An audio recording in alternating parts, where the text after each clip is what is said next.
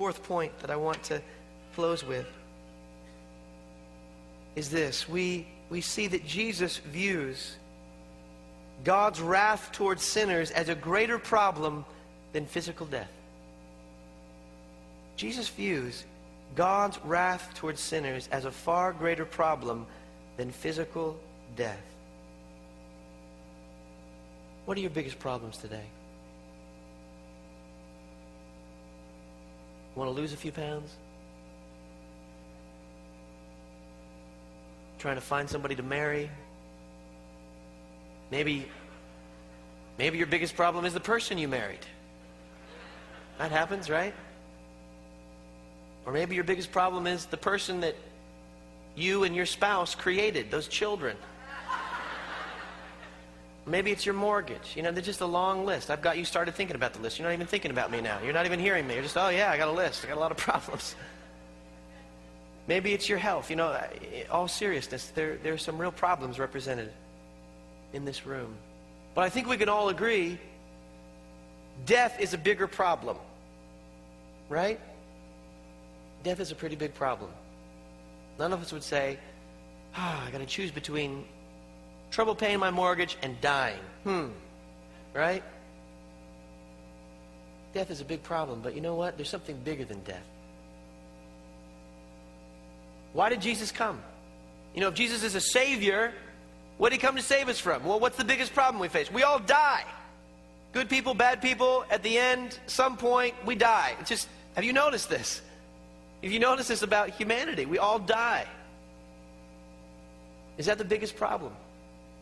Well, evidently it's not, because Jesus didn't end his mission on this day when he raised Lazarus from the dead. He demonstrated his power over physical death. And you know what? Whatever problem you have, sweetie, is not that bad, all right? We'll pray for you. You're doing good. But you know what? You could think, okay, Jesus can raise Lazarus from the dead. Let's just stop the story there, you know? All right, let's just all hang out with Jesus. Whenever one of us dies, he's like, hey, come out. And we come back, and we're like, woo, I'm back. Oh, yeah. But you see, Jesus didn't just stay there. Because there was a bigger problem in Lazarus' life than the fact that he died physically. Listen to what Jesus said in Luke chapter 12, verses 4 and 5.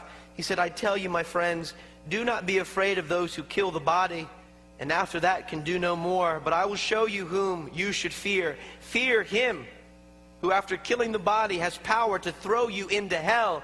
Yes, I tell you, fear him. Jesus is saying, let me tell you what your real problem is. Your real problem is not that you're going to die. Your real problem is that after you die, you're going to stand before God.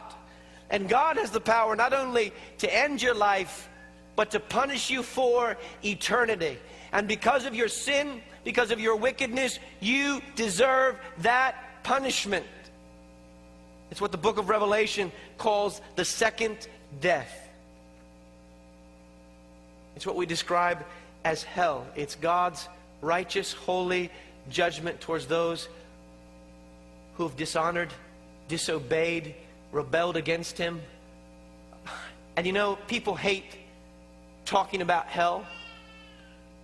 But when we think about the atrocities committed in this world, when we think about all the wickedness that people got away with, we want there to be a hell, don't we? Deep down inside of us, there's something that says this is not right. That dictators wipe out whole countries and whole people groups. It's not right when young girls are victimized and abused. It's not right when people are swindled and cheated and murdered. And in that moment, we want a righteous, holy God, don't we? But you see, there's a problem with this righteous, holy God who punishes sin. And that problem is that we're sinners. We've disobeyed. We have broken God's command.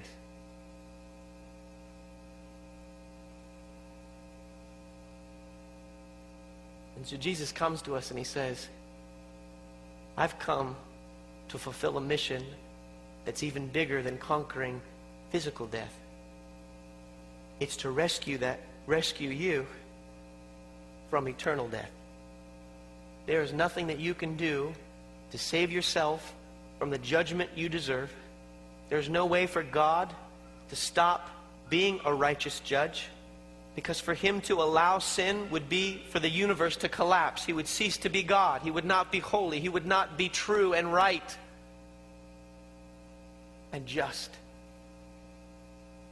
And so Jesus comes and announces the most incredible thing, an idea, a plan that you and I would never dream of.